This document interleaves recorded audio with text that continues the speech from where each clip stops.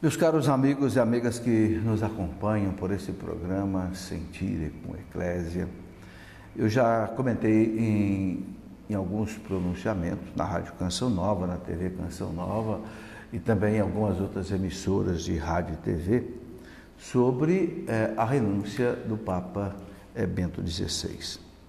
É claro que esta renúncia do Papa provocou uma surpresa em todos, tanto no clero quanto nos leigos, e as reações foram as mais diversas, né?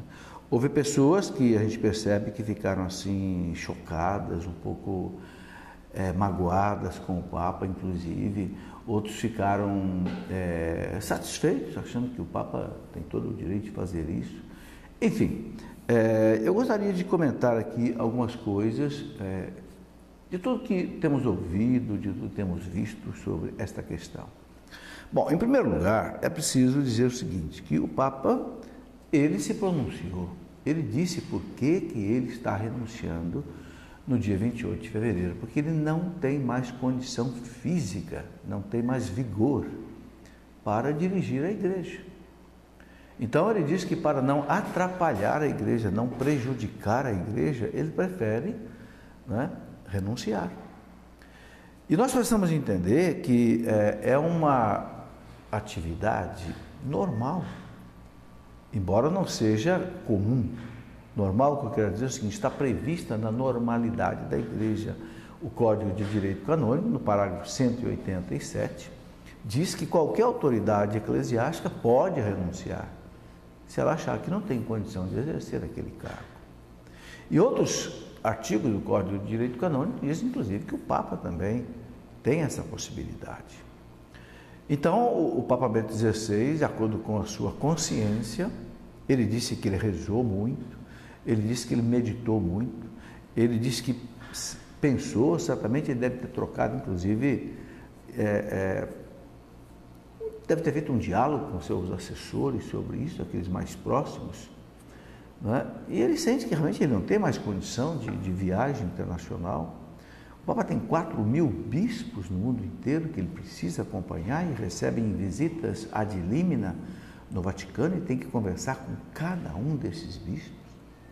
O Papa tem mais de 180 núncios apostólicos, que são seus embaixadores em outros países, seus representantes. O Papa precisa conversar com todos eles.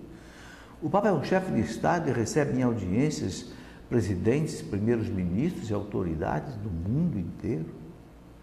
O Papa faz a sua catequese toda quarta-feira, escreve vários documentos pontifícios, né, encíclicas, cartas apostólicas, constituições apostólicas, motu próprio, além dos outros programas que o Papa tem que acompanhar, como o Sínodo de Bispos. É uma atividade intensíssima a de pontífice, a de Papa. E, evidentemente, um homem com 85 anos de idade. Sentindo-se assim pelo peso da idade, já sem condição de realizar tudo isso, nós temos que entender, temos que ter até misericórdia para com ele e dizer amém. Né? E é interessante dizer também que o Papa Bento XVI, um dos últimos livros que ele escreveu, na verdade é uma entrevista dele com aquele jornalista alemão Peter Seewald, que foi no ano 2010, o livro que ficou chamado de Luz do Mundo. Ali o Papa disse bem claro, né? Quando o Peter Seewald perguntou para ele se um Papa poderia renunciar, ele disse sim, se o Papa sentir que ele não tem mais condição, né, física ou espiritual ou outra qualquer de governar a igreja, então é melhor que ele renuncie. E ele disse, inclusive, às vezes é uma questão até de dever, não só de direito. Então, por tudo isso, nós temos que entender as dificuldades do Papa. No meu modo de ver, o Papa foi primeiro corajoso. Corajoso porque ele sabe que era uma atitude que ia provocar muitas repercussões diferentes, muita crítica, então ele foi corajoso. Segundo, ele foi coerente com o que ele pensa, com o que ele disse no livro Luz do Mundo há 2000 anos atrás. E terceiro, também eu vejo uma atitude de fé. De fé por quê? Porque ele sabe que quem conduz a igreja não é ele, não é o Papa, é Jesus Cristo. Então qualquer outro Papa que vier no lugar dele vai ser assistido, guiado pelo Espírito Santo. Não tenhamos dúvida disso. né? Há pessoas que começam a falar de profecia de São Malaquias, que esse vai ser o último Papa, que caiu um raio sobre a Basílica do Vaticano no dia em que o Papa renunciou. Tudo isso não tem significado para a Igreja. A Igreja já tem 2000 anos, a Igreja tem uma promessa inabalável de Cristo, que as portas do inferno não prevalecerão contra ela, né?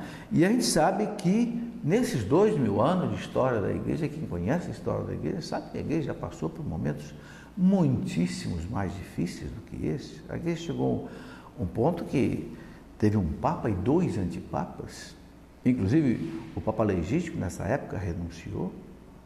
Então a Igreja já passou por muitas dificuldades. Foram 3 papas que já renunciaram antes do Bento XVI.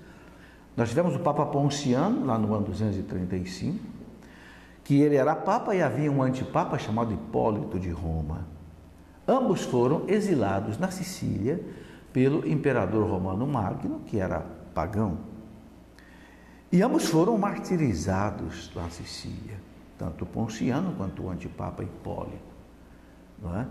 E Ponciano, então, quando estava no exílio, renunciou para que em Roma pudessem eleger um papa e a Igreja não ficasse sem papa. Foi o primeiro papa que renunciou.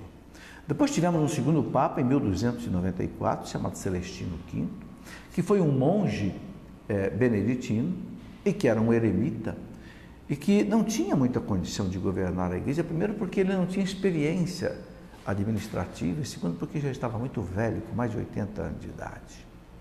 Então, aconselhando com o seu assessor Bonifácio VIII, que veio a ser o papa sucessor dele, renunciou.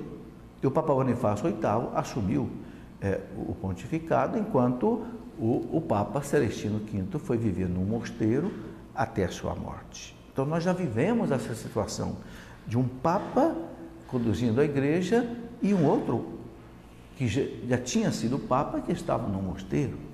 É a mesma situação que vai acontecer agora com Bento XVI. Bento XVI vai morar num mosteiro no Vaticano, no Mosteiro das Irmãs Enclausuradas do Vaticano, bem perto do próximo Papa, revivendo a situação que Bonifácio VIII viveu lá por volta do ano 1300 com o Papa que tinha pedido demissão, Celestino V. E depois tivemos um terceiro Papa, que renunciou em 1415, o Papa Gregório XII, numa fase dificílima da história da Igreja, em que a Igreja viveu aquele chamado cisma do Ocidente, que foram 40 anos onde a Igreja tinha um Papa legítimo em Roma, tinha um Papa na França, em Avignon, e tinha um Papa em Bolonha, né? Um antipapa em Bolonha, na Itália. Um Papa legítimo e 2 antipapas. Isso foram 40 anos de sofrimento, de luta para a Igreja. Até os santos tinham dificuldade, às vezes, de saber qual é que era o Papa verdadeiro. Então, no Concílio de Constança, de 1414 a 1418, o Papa legítimo aprovou o concílio e renunciou. Né? Foi o Papa Gregório XII. Os 2 antipapas foram depostos e a Igreja, então, pôde eleger, o concílio pôde eleger um Papa legítimo, que foi Martinho V, que então a Igreja, a partir daí, continuou, 1417, a ter um Papa só. Então, essas situações todas a Igreja já viveu, não há dificuldade. Teremos um conclave, a eleição do Papa. Esse Papa, ele nomeou 65 dos 120 e poucos cardeais, ou 117 cardeais que vão eleger o próximo Papa. Então, a maioria dos cardeais que vão eleger o próximo Papa foram feitos cardeais por este Papa Bento XVI. Então, isso significa que certamente teremos uma continuidade no modo de pensar, de agir do novo Papa em relação ao Papa anterior. E além do que, o Papa Bento XVI, vivendo ali pertinho do Papa novo, no mosteiro, no Vaticano, certamente o Papa novo, ele terá um excelente conselheiro, um homem sábio, um homem douto, um homem santo, que sem dúvida alguma poderá ajudar muito, né, em aconselhamento nos momentos difíceis que a Igreja puder passar.